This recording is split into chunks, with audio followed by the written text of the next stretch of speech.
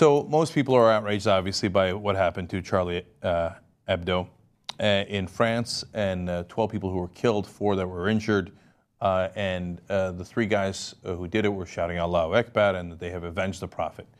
Why does the Prophet need avenging is a good question. Can't he handle it himself? He's a prophet, right? How about Allah? He can't handle it? He needed you? Okay, well, one particularly loathsome guy named Anjan Choudary decided that he was going to weigh in on this. He's been on Fox and CNN, and he said, here, he's a Muslim cleric, apparently a radical one in Britain. He said, Muslims love the Messenger Muhammad more than their parents, children, and even themselves. Why don't people understand? Well, that sounds like a cult, doesn't it? And look, I'm not a believer. I'm not a believer in Christianity, Islam, Judaism. I don't believe any of it. Chosen people is an absolute joke. Guy walks on water, virgin birth. I mean, are you mental? Are you mental? That's what you are, right? I don't believe in any of those fairy tales. I also don't believe Thor has a really strong hammer, or the Zeus throws down lightnings, or comes down every once in a while and has sex with humans. Do you understand that if you're not a believer, all those myths sound equally crazy, okay? And then sometimes, wow, look at that, crazy people take those myths and decide to do crazy things with them, okay? But yet we're supposed to respect that. Okay, now, so I've told you already, I'm a non-believer, I'm agnostic, right? If you believe in your religions, I have nothing but eternal damnation facing me. So 2 points about that. One, isn't that enough? So the guys you killed, the cartoonists that you killed for the attackers that I'm talking to here, what can you do to them that Allah couldn't? How small is your Allah that, first of all, while running the universe, he takes great offense at cartoons? He's got to be the most sensitive, supreme being I've ever heard of. I mean, while he's off in whatever galaxy he's in, you say, oh my God, look at what the Danish and the French did with those cartoons. Well, there's nothing I could do about it. I hope some madmen on earth do something. Really? There's a lot he can do about it, right? In the book, don't we all suffer eternal torture? It's not enough for you? No, you know what it is? Because you don't actually believe. See, that's the great irony of these guys. If they believed that Allah was real, they'd leave it up to him. Like, wow, Allah's got you on lockdown, man. Okay? But they don't believe. They don't believe that anything's going to happen to those guys in the afterlife. That's why they think they have to take action now to defend their sad, pathetic ideology, which is fundamentalist Islam.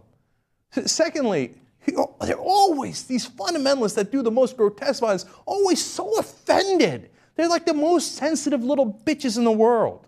They're constantly crying, I'm offended, I'm offended, I'm offended. I'm offended by your murders. I'm offended by your barbarism. But am I also not allowed to be offended that you think I will be tortured for eternity? Doesn't that sound offensive? That sounds pretty offensive, isn't it? But I'm supposed to be tolerant to religions. I'm supposed to say, no, we don't want to offend them. We don't want to offend them. They say we will be burned alive for the rest of time after we pass away. But they're the ones offended. They said in the past, oh, black people are supposed to be slaves. You think they didn't say that? Look it up in the history books. And by the way, the Christians said it, the Muslims said it, they all kept slaves, right? But God forbid we should offend them.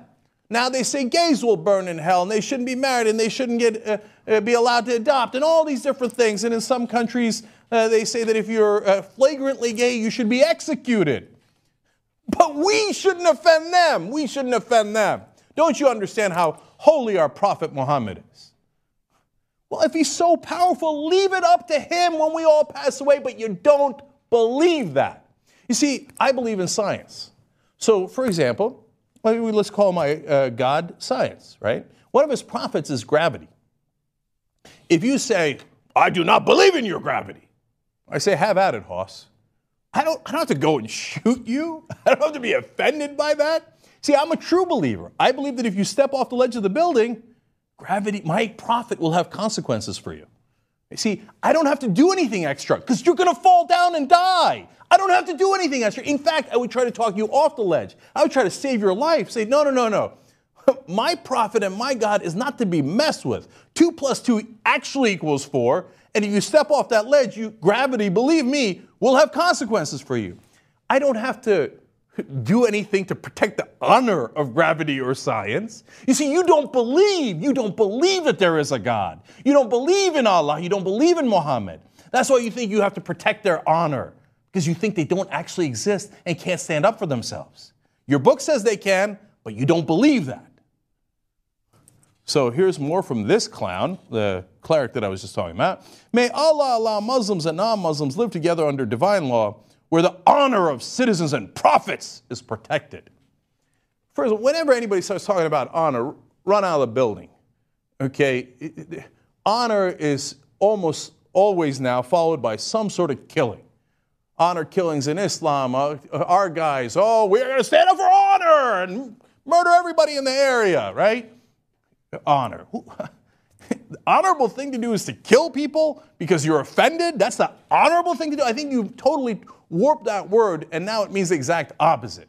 You have somehow offended my sensibilities, so because of that, I will murder you because of honor.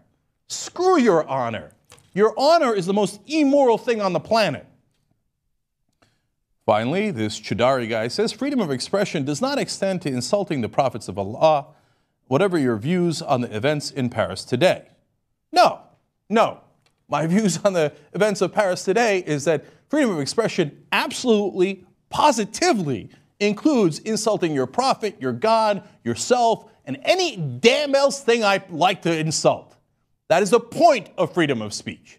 If you don't understand that, there's a wonderful country called Saudi Arabia where you could take your sorry ass back to, okay? Now, I don't know where you come from and I don't care. But look, here's another option for you. Iran, pick your poison, okay? Those are religious states. If you're Christian, maybe you want to head down to the Vatican. I don't care, but we're not those countries. We're the country that protects freedom of speech, including offensive speech, including speech that you find horrific, including your speech that tells me that I am going to be eternally tortured. But I am willing to protect that speech because I know for a fact that not only is it not true, you don't even think it's true.